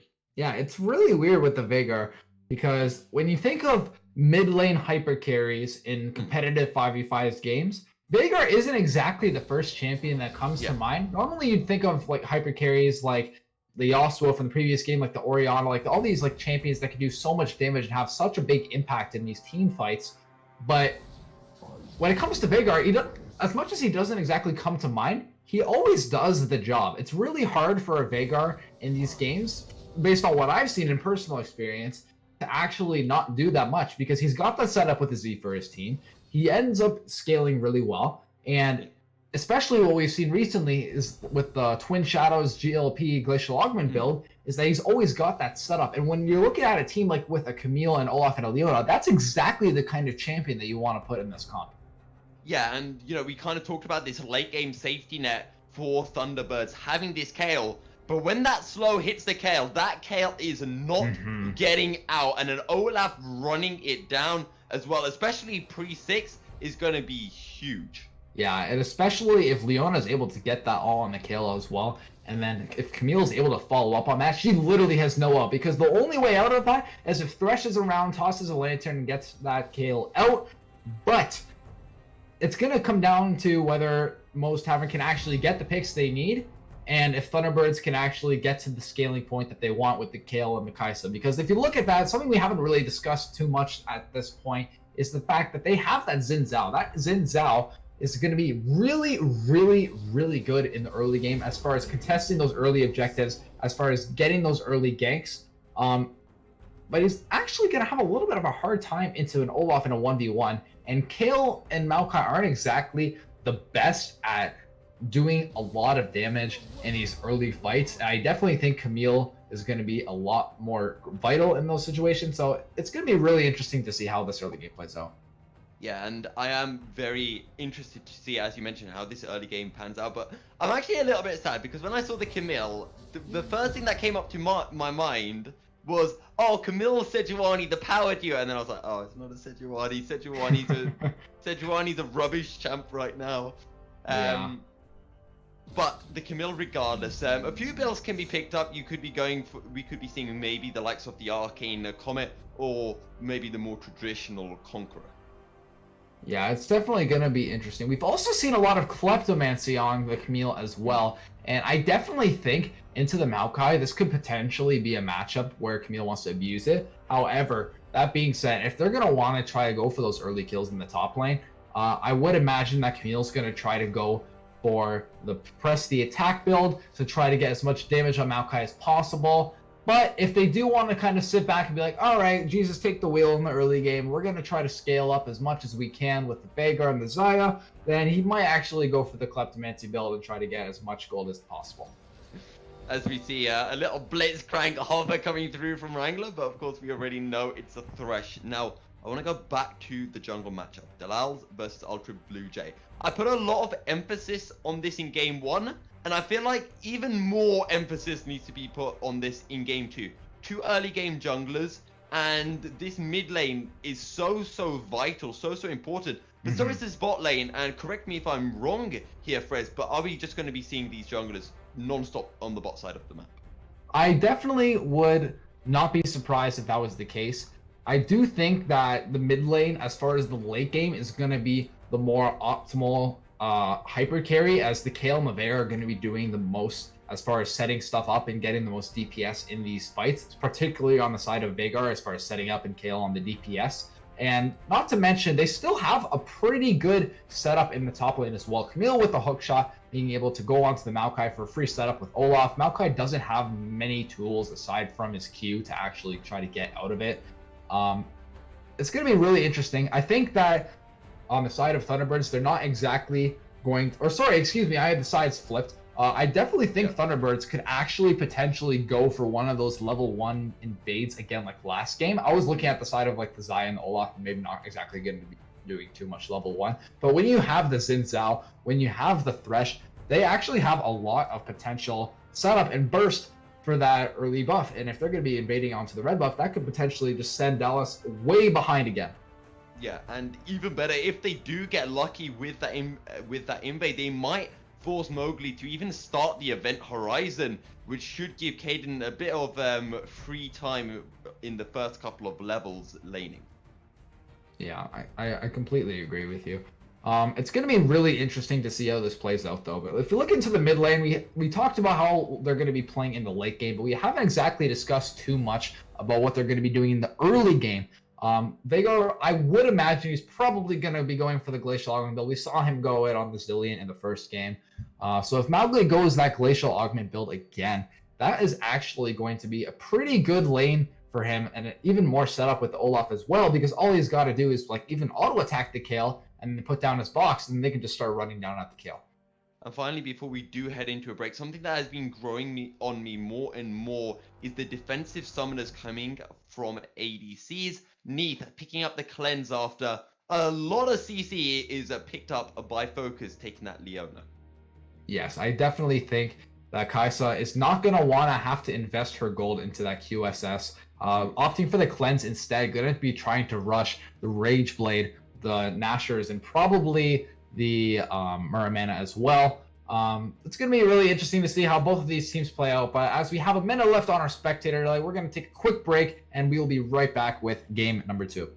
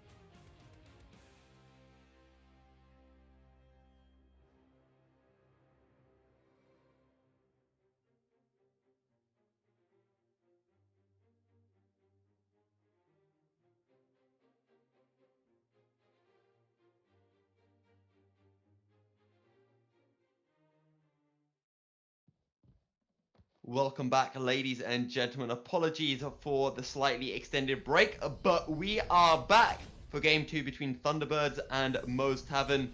And once again, I'd just like to take your time quickly to mention that we are having donations to the Extra Life charity event. We have already donated $1,000 in association with some other organizations, so there should be a link popping up in the Twitch chat, so do take some time to donate for a good cause. But meanwhile, on the Rift, both the teams just guarding against an invade, and it's looking like Thunderbirds might be trying to sneak through the top side. Yeah, and we talked about in Champ Select how Thunderbirds has the opportunity to potentially do it again, what they did last game, as far as get that level 1 invade and deny the buff from Dallas to put him behind early in. Looks like they're going to try to set something up around the blue buff right now. They're going to send the ball in recalling, but actually, I think they just wanted to get some vision on it, as they're just putting a ward down. They're just going to retreat back to his red buff. Also, it's looking like it's going to be a Veigar top, so we were saying before, Washed Up Riven coming back to the lineup after having some PC issues, but not going back to the mid lane, but it seems that he will be in the mid lane on the Camille. Yeah, Camille into Kayle is a really interesting matchup, as we see that Kayle actually has the tools to kind of deal with Camille getting onto her, just keeling up and backing off and proccing those Klepto stacks. And it seems that Kayle actually read that and went Klepto as opposed to something different into Veigar early on, try to abuse that ranged versus melee matchup. But look at the top side. Oh, Ultra Blue Jay straight up, and it is going to be first of blood to the Xin Zhao Thunderbirds online instantly. Another thing we mentioned in Champ Select was how good the Xin Zhao is going to be early game as far as ganking level 2, as far as fighting for those early scuttle crowds. And look at that. He sees that the Veigar is top lane. Oh, just a death sentence in play. Cage will burn the heal and flash away. Goodbye, summoner spells, says the Thunderbirds of bot lane, and they press the attack and another auto. Oh, so much damage. And the Kaiser Thresh working absolute wonders. Also, going back to, what you were saying about this mid lane, we were talking about, Washed Up Riven. Oh, wow, the Ignite! So aggressive, and this is exactly what we were talking about when we were in the break. Washed Up Riven going for the Ignite, he's gonna have to be so aggressive, but it makes so much more sense when we consider as the player comes through. Focus flashes 45 to CC, and he'll take down Kaiser with a flash forward. Good flash from Wrangler, and will be able to get out to safety as it's a 1-for-1 in the bot lane. But look at Ultra Blue Jay, wants to find something onto the Camille, but hook shot away will keep a Washed Up alive. Yes, well played from both teams there. Something I wanted to address before it happened there was the fact that although we saw both summoners burn on Cage there, putting Xayah in a really bad spot, they had to be really careful because we saw the vertical jungling happening with the Xin Zhao on the top side of the map taking away Dallas's camps, and Dallas taking away the camps on the bottom side of the map. So they had to be really careful because they knew that they were not having their jungler, and they knew Olaf was not on the top side of the map. So it's really interesting to see why they actually stuck around there as opposed to just backing off after they burned the summoner spells.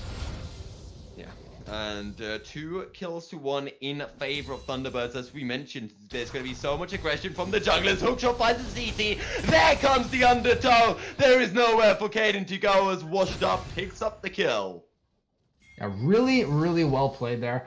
We see Xin Zhao hovering around the top of the map. He's going to want to look for something up on the Veigar, but he's going to be spotted on a ward. He's just going to retreat back into his jungle. And we got 2-2 game. We have ourselves really, really close match so far early on in this game. Yeah, and take a look at the bot side. Neath has a whopping CS advantage over Cage, and that's with the minions crashing towards him as well. The game going well for the Thunderbirds so far.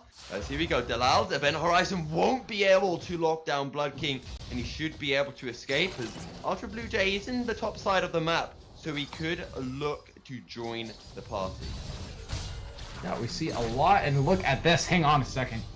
Caden getting focused down. Press the attack has been procced, but Washed Up Riven says, "No, I've got flash. I don't want to go in just yet. I'll come back another time." Yeah, we see a little bit of aggression happening, kind of like we saw last game. I don't want to quote the caster again, so I'm going to phrase it a little bit differently, but it seems that both of these teams just want to be as aggressive as they can, and it seems really hard to kind of juggle what's going on, but Focus is going to get hooked. Yeah, and so much damage instantly from an auto, the Acathian Rain and the Void Seeker, and Wrangler will just fish for another hook and look to do the same thing again, and maybe just go for the all-in. He does have that Ignite available to him. So Kale gonna have to be a little bit careful while stepping up to that gold. We saw that Washed Up Ribbon is definitely not afraid to step up to that kill whatsoever, and also taking the Ignite gives her a little bit more alive potential. Hook shot, he has the level 6. Will he go in with a Hextech Ultimatum? Not just yet, but he will poke Caden out and make his way back to pick up some CS. 41 CS to 26 in the mid lane. Yes, Kale having that Corrupting Pot though, gonna be able to heal up a little bit. Otherwise would have had to recall, but Olaf here, he's gonna want a piece of this Kale as well. Washed Up Ribbon still having the Hextech Ultimatum available. But look at Wrangler and Ultra Blue Jay. They're making their way up, but it'll be the 2v1 beforehand. Ignite comes through. Goodbye, Caden. Delal will get hit by the death sentence. Surely will for the Ignite comes through. And Washed Up Ribbon says goodbye to Delal. He wants no part of the bloodbath. Yeah, really good read there from Wrangler and Ultra Blue Jay as well. Hovering around the mid lane there. They might have seen Olaf walking into the bush on that pink ward there, and they were around to respond there as well. But look at this, we got a TP coming into the bottom lane. Here we go, TP into the bottom lane. Zenith's Blade will land as Cage playing this very aggressively, but he's got nowhere to go. Will sacrifice life. He finds the Blade Caller, and it will be enough to keep Focus alive. We did get hit by a death sentence, but Wrangler decided against following that one up. Yes, and having no TP on either top laner. Top laner, mind you, with the Veigar in the top lane. Looks like there's not going to be too much teleporting action happening around the Ocean Drake. We do see the Ocean Drake up right now. Neither team has kind of put a priority around it yet. We see Xin Zhao pathing towards the top side, so it looks like he's going to want to clear the camps up there. Olaf doing a full clear on the top side as well. We got ourselves a 1k gold lead as well on the side of Most Tavern. They're going to get that plating in the bot lane, and seems like it's kind of like what we expected as far as a lot of early jungle pressure from both of these junglers trying to influence the game. Just to correct, it's Thunderbirds who have the 1k goalie because side switch. But hookshot coming in. Oh, good side step from Caden. Hextech Ultimatum is available. Washed Up Ribbon will not go in as the Event Horizon will find the CC onto Ultra Blue Jay. Oh, the W finds the slow flash forward is failed. But Ultra Blue Jay finds the kill regardless. That red buff was literally the decision on Veigar's life there. Veigar could have got Elba. Hang on a second, they want more. Ultra Blue Jay having the E available. The Aftershock has already been no proc, so Blood King might be a bit hesitant to go in. Will miss the Q. Good sidestep from Delal, who sends out an undertow just to clear out the way. But look at the collapse coming in. Camille as well. We said that Ultra Blue Jay wanted this, but Most Tavern want this one. They won't be able to find anything though, and Mowgli will just push the wave in as Wrangler looking to potentially fish for a death sentence here. Cage though does have the level 6 as the death sentence is wide of its mark. I see Kane shoving this mid wave. Maybe a little bit too long here. So Washed Up Ribbon has everything available. Here we go, hookshot. Surely Hextech Ultimatum this time. No, not even needed. Not even needed. Picks up the kill. Easy clap. Yeah, it's really interesting to see. We've seen this both in the first game as well as this game so far, as both mid laners kind of being a little bit disrespectful with their position here. We knew that Camille was on her way down after hovering around the top side of the map during that team fight, and it's just, you gotta wonder, it's like, you know you're not getting that plating because you don't have enough damage and you're just trying to get there, but it's just too late. And hang on. That's a good fade. The box will come out. That's the Void Seeker, but the rest of the team is here. Hextech Ultimatum underneath. Cleanse will do you nothing, and the kill will be going over to Most Tavern.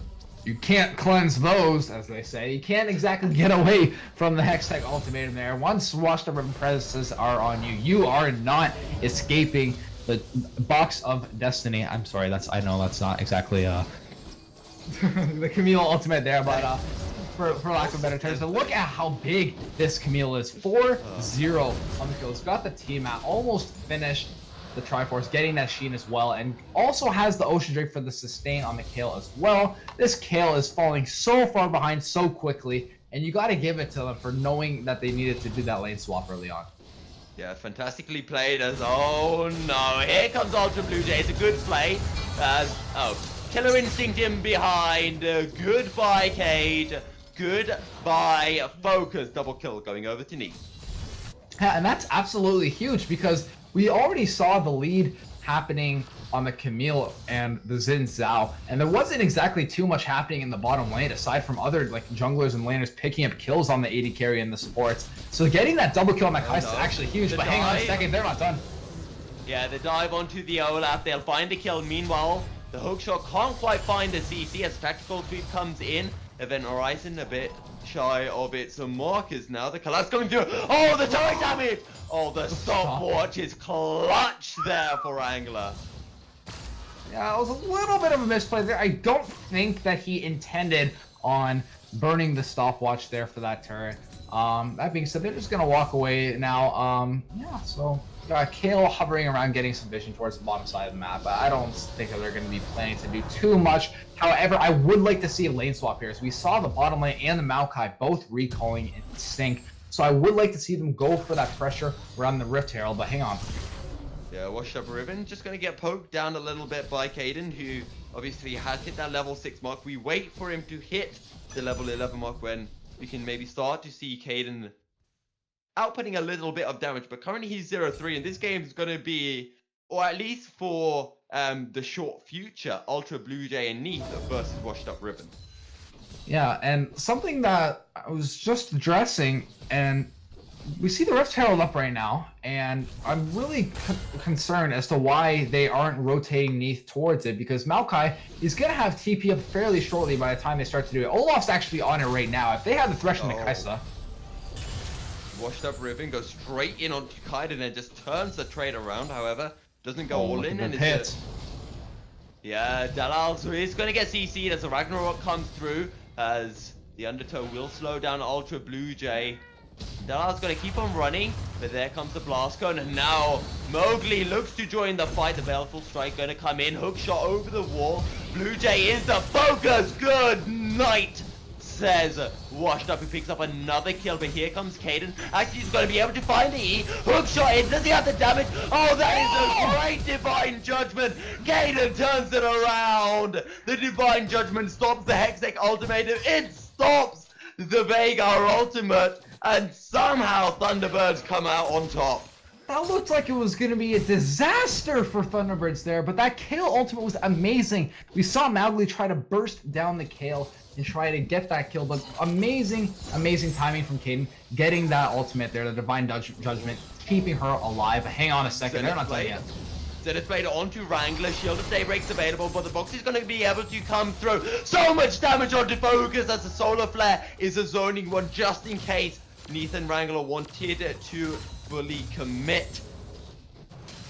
But wow, that Kai'Sa so big right now. Yeah, that Kai'Sa is absolutely huge, and this is what we were talking about just a few minutes ago. When Kai'Sa picked up that double kill, that was absolutely huge because we didn't see too much happening around the bottom side of the map aside from the jungler of the Xin Zhao and the Camille actually picking up kills for themselves. But when Neith was able to pick up that double kill, you just see the snowball start to happen. There's a reason why Kai'Sa is picked in nearly every single game in competitive play right now. She's just so good at hyper carrying, turning those kills into actual carries, and being 4-2-1 right now, completing that Manamune and going for the Rage Blade as well is just going to be absolutely amazing into the rest of Mao's Tavern. I also want to, speaking of Mo's Tavern, I want to look to their carry potential, which is, of course, on Washed Up Ribbon right now. He's really delaying this Triforce, going for the Tiamat, which is understandable, but also going for the Vampiric Scepter just for a little bit of health regen in the lane. Yeah, it seems like that because he's in such a big carry position right now, he wants to try to make sure that he can do as much as he can. So he realizes that in that last fight specifically that he didn't exactly have the sustain that he would have liked. So he opted to, instead of getting the stinger and not completing the Triforce, he actually went for that lifesteal. That's going to give him what he needs to actually be able to put a lot more DPS in these fights. And, you know, he might actually need to heal up off the minions after taking a couple turret shots, but hang on a second. He's gonna go straight in onto Caden, so much damage. Look, can he find anything? Because Wrangler's turned up, and the death sentence will be a sentence of a death as Caden picks up the kill. We saw such an early lead on the side of Most Tavern. We saw them. Dallas, does he have smite? No, he doesn't have smite. Did he actually secure it? Yes, he did. But now looking for the 1v1 against Blood King, has no one to help him. Voidseeker finds its mark. Now the Ragnarok away isn't enough. Killer instinct in, and it is a killer's instinct. The kill will go over to Bloodkill. And now Thunderbirds will be looking to pick up their second turret of the game. Absolute disaster on the side of Most Tavern. We saw them get so many early kills. We saw them get that Ocean Drake. They just had such a big lead, and they're just throwing it all away. And look at this, Mowgli gonna try to one-shot. Oh, the Divine Judgment who will save the day for the Thunderbirds again. Mowgli gets taken down. Kate looking to dish out the feathers, will be able to find the kill. Death Center comes in, Washed Up Ribbon in the backline, finds the pick. It is a 2-4-2. Washed Up Ribbon looking to go back in, but he will get taken down. Blood King is unstoppable. And all of a sudden, after being 0-0-1, after about 3 minutes, is now 5-0-3. It's little plays like that that have turned this game completely around. But, oversteps his mark, and the undertows will be coming through. Dallas, can he find the 1v2? Because Cage has left, and Dalals will be forced to back out. And oh no, Ultra Blue Jay will turn this around. Flash knock-up, and now looks for Dalals as well. And the death sentence is a pinpoint accurate. Mastery level 7, just in case you didn't know. I'm gonna try to get this through for the third time now, because it seems like they keep trying to finish what I'm saying.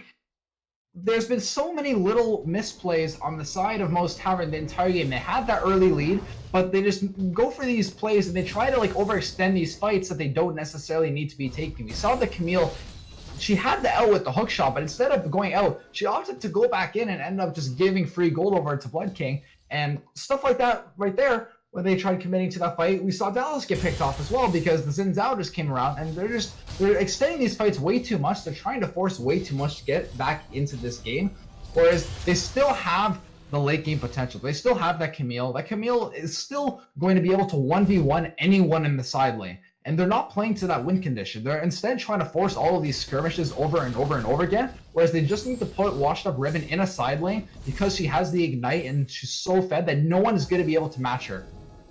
Yeah, and actually I hadn't noticed that because, you know, the gold lead was about 1k, but it was really close. Kills across the map, and I was thinking, okay, you know, at least Most Tavern are finding kills elsewhere, but now it's a 6k goal lead, a 9-kill advantage for Thunderbirds, and, you know, Most Tavern just getting greedy. They just want to find something back so that they can say, you know, we haven't lost this fight. We did get something out of this, and all they do is they signed their own death warrant, and now Dallas, is this going to be another case of greed? Well, Dallas will not try to find the kill. Because it seems like Dallas has actually learned from his previous mistakes as far as taking these fights. He knows that he cannot stick around there. He knows that we see Thunderbirds collapsing on these fights all game, punishing these positioning mistakes, and he's just going to back off there and be like, all right, I'm not going to give it to you this time. Yeah. The Xin Zhao pick has been working as well so far. Washed Up Ribbon. This is the fight. Ultra Blue Jay looking aggressive. Focus though into the backline. He finds a 3 with a solar flare. Neath though takes down Focus as a good blade puller will lock down Blue Jay. Oh, the death sentence finds Mowgli. Caden picks up the kill as it's 2 kills for none. Oh, there comes the Maokai ultimate. The Featherstorm will come out, but another death sentence. Wrangler is absolutely disgusting this game. The Ignite kicks down onto Dallas, finds the kill, let's Washed Up Ribbon. Oh, the death sentence again. 1 pixel away, but the flame will find its mark. It's an ace for Thunderbird. You might as well call it GG right now, as it is a 10 6k gold advantage for Thunderbirds. They're gonna break the base open pre-20 minutes. Inhibitor turret is down. The inhibitor will fall as well. Thunderbirds, will they reset? Will they just go straight for the Baron? This doesn't make any sense to me. My mind is going crazy because the win condition was so obvious for Mao's Tavern this game. All they needed to do was take that 5-0 Camille that they had early on, shove her in a side lane. She's got Ignite. Not a single person could match her this game, and they would force 2 or more people onto the Camille, and then they just take free objectives. But they're not doing it. Instead, they keep going for these dumb skirmishes that they can't win, and we saw it again in the mid lane, where just as we talked about and we praised Dallas for having the commitment to not go in for those fights and actually back off, he decided to just hookshot his way in and not even hit anyone, and then they just turned the fight right on him, and then that's how that whole fight just turned into an inhibitor for them. But let's look for a silver lining, if there is any here for Mo Tavern. You know, what do they have to do? Do they have to wait? Do they have to hope for Washed Up to carry this game? What is their way out of this predicament? I think the way out right now is exactly what they're doing right now, except Camille needs to like wrap up that Krugs camp as soon as possible, shove that wave in, and then just immediately start heading towards the Baron. Because the issue is, because they didn't go for the win condition early on, look how difficult, look at the map right now. It's so difficult for Camille to actually go for her win condition now, because they don't have any map control whatsoever. As soon as Camille shows up to that bot turret down, look at this. That's exactly what they're going to choose. Spawn on that ward recalling, and now they're just going to take the Baron for free. Look how quickly they take it with 2 Mountain Drakes. Double Mountain Drake and a Kale and a Kaiser, as I'm not sure if production saw Nathan Wrangler. Oh, the flash depth will not land. Well, if you don't buy the ticket, you do not win the raffle, as they say. But here we go. 5 members strong of Thunderbirds crashing into the base of Mo's Tavern. They have seen the tavern. They say, are you open for business? We do not care. We're coming in regardless. Tavern, do they have enough bartenders to keep Thunderbirds happy to flash engage onto Blue Jay? Can they find anything? I do not think they can. Solar Player barely finds anyone. The turret shot onto Blue Jay, but the Divine Judgment is huge. Watch that river gets taken down as that's the Feather Storm coming out. Blue Jay will fall as it is a 4 kills for 3. Thunderbirds will get taken down at the final stage. Most Tavern, they have a say of execution. You were just talking about how they needed that win condition early on, and look at this. This is exactly like their way out. This is their way out. They won that fight miraculously, and now they can actually potentially do something with it. Now they need to just not make the same mistakes they've been making for the last 22 minutes. They need to not take fights that they're going to lose. They need to not get picked off, and they need to start playing to their win condition. There's no objectives right now, so now there's no better time than right now to send Camille into either top or bot, and then send Force Strong to another lane, force people to match Camille before she starts taking all the objectives, and then force a fight with the man advantage. There are 2 things that I want to mention here, Frez. One, in that team fight, I feel like Thunderbirds would have come out on top if it wasn't for the fact that Ultra Blue Jay ended up taking 3 unnecessary turret shots and forcing Caden to place a Divine Judgment on him instead of on Neath. The second point is it's also been a little bit of a tricksy. Actually, I'll hold that thought because Washed Up Riven surely going to be getting caught out now. Tries to hookshot away, but there is a killer instinct, and Washed Up Riven pushes too far. This might be the end for Mo Tavern. It's a 5v4, but they might just look to push bottom side. Anyway, going back to the point that I was mentioning, you know, it's been a little bit of a tricky, a clever thing from Mo's Tavern, if you can really call it that, because we were talking about how Wash Up River was going for all of those little item pieces. Well, he's just completed the Triforce and the Ravenous Hydra, and all of a sudden, it's just a massive power spike that I feel that Thunderbirds weren't expecting. Yeah, and something I want to kind of touch on is Vagr's build. I don't really understand. He did it in the previous game on Zillion, going for the GLP into the Rod of Ages, and I don't understand it. He's doing it again here. He's getting the Rod of Ages second, going for that scaling, but he's getting the scaling a lot later than he would have. If you're going to go the Glacial Augment build, you don't build that Rod of Ages, because he's just sacrificing so much utility. He could have got the Twin Shadows here, been way more effective. The Rod of Ages, he's not even going to, at this rate, he's not even going to get to complete the full build of the Rod of Ages before the game's even over. So you gotta, it's just these small micro decisions that you gotta wonder, like, why are they doing it? Why are they building the way that they are? And as far as the macro decisions as well, like, why are they not playing to the win condition? We saw Camille in the bot lane. That's exactly what they needed to do. But Camille was way too far out when he got picked because no one else on the map was doing anything. We saw people in the fountain. We saw people clearing super minions in the base. There's no reason to be that far out. You need to work as a team to try to push the map out as a whole and then actually start going for that 1-4 later. Now, somehow, Frez, we are only 25 minutes in this game. And what that also means is that we have 2 more minutes until we get the second Baron of the game. And I have to feel that that is going to be the game-deciding play. Yes, and we've seen Air Drake come up right now, and that's not exactly as strong as the previous Drakes that we've seen, but you gotta think, with the double mounted on the side of Thunderbirds, they got the Kale, they got the Kaisa, they got the Zin, they're gonna shred it. They shredded it like almost, what was it, 7 minutes ago? No, excuse me, 5 minutes ago.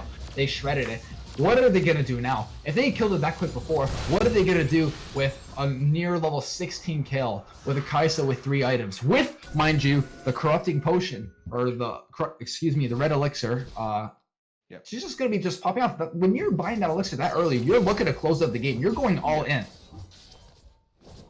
And, well, as soon as even a whiff of a team fight comes about, I'm sure Neath will burn that elixir. It lasts for so long. Here we go. Washed up Ribbon. No, won't go too aggressive onto Wrangler. Wrangler might fish for, oh, so much damage just from the Gunblade proc onto Delal's. As now, here we go. Thunderbirds, they want the final inner turret, and the Demolish proc is a big 2, near 3 items completed for Blood King. And, well, Thunderbirds, they're just going to push all the waves. They're going to take all the steps they need. They know they don't need to force anything. Just push the waves and take Baron in about 6 seconds. I could not agree more. And just, it's so hard for most Tavern to do anything right now. You just see the amount of, like, they just have the double Mountain Drake. They have so much siege potential with the Kaisa and the Kale. That Kale is huge right now. She's already got her Gunblade. She's got her Nashus. She's almost finished her Rage Blade. She already hit her level 11. And it's just, like, what do you do at this point? Because Kale's supposed to be the super late game champion. Oh, yeah. But she's been online since, like, 15 minutes in the game. And look at this.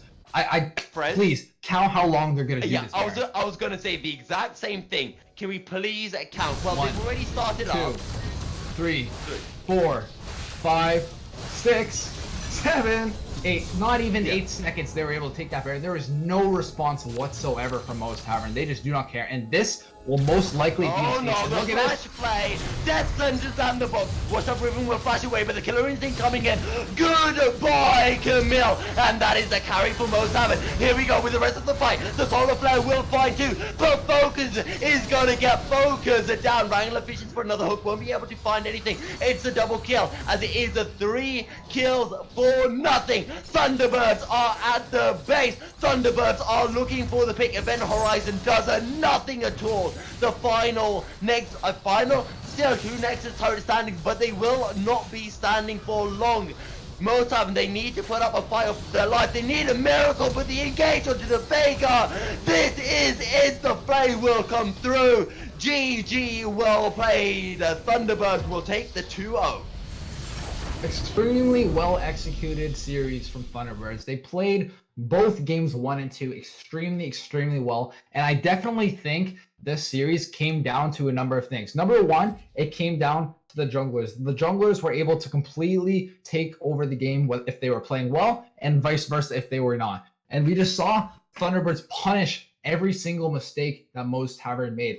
They did not give them anything. Every single time Most Tavern made a mistake, they made sure they got something out of it. Whether it was some chip damage and poor positioning, or an objective like the Dragon or a turret, it just didn't matter. They played extremely well, and they played to their win condition, whereas Most Tavern kind of just felt like they were always playing from behind and looking for a way to get back into the gold game, rather than actually trying to win the Nexus and the League of Legends game as a whole.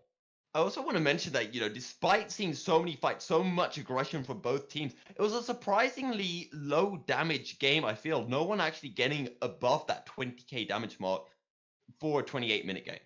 Yeah, you gotta wonder, as far as that, I think that as much as we saw a ton of fighting, I think we saw most of the fighting happen actually in the first 15 minutes of the game where they weren't actually doing that much damage. But it's just there was so much combat happening in that game. And when you have a comp like Thunderbirds, like that's exactly what they wanted to do. I think that Moe's Tavern had potential to win that game if they started playing to their win condition earlier. We saw in the last couple of minutes of the game, we saw the Camille actually trying to go for objectives on her own, but she just did it at the wrong time. At that point, it was way too late in the game to start going for that. And especially when your team is still trying to clear super minions in your own base, you're not exactly going to get anything out of it. However, props to them for not getting caught out in the last 10 minutes of the game. I think that after that first Baron, they did a pretty good job as far as not going for those hook shots, as far as not going for those those GLP plays where Veigar would slow someone and they just all in the opponent. I think that they did a better job,